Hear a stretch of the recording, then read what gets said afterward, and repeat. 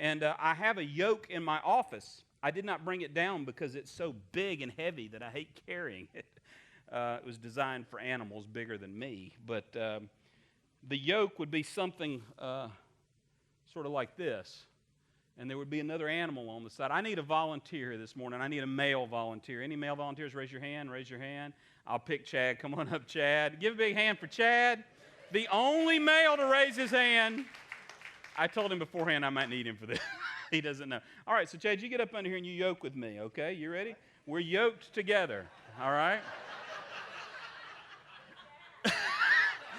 Okay, hang on. Okay, now we're yoked together. Is that better? Okay. All right, so we're yoked together. And typically they would put a smarter, wiser, better-looking animal together with a shorter, younger, inexperienced animal.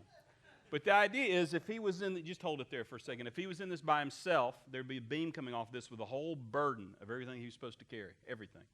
And if he's on this by himself, who's carrying all that weight? He is, by himself. But if you get another animal in there, now all of a sudden, we're both carrying the weight. You guys get that? Do you get it?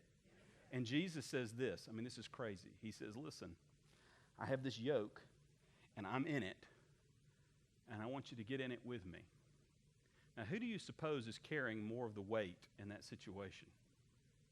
Hello? Jesus. Because if you put a bigger animal, a bigger, brawnier, stronger, smarter animal, with a better sense of humor and personality. It's just a winning animal, any way you can look at it. With an animal that has some merit, okay? No, but if you put the bigger animal with the smaller animal, the bigger animal during that situation is going to be probably carrying a disproportionate amount of the weight for a while. Does this make sense to everybody? And Jesus says, take my yoke upon you. Give Chad a big hand. Thank you, Chad.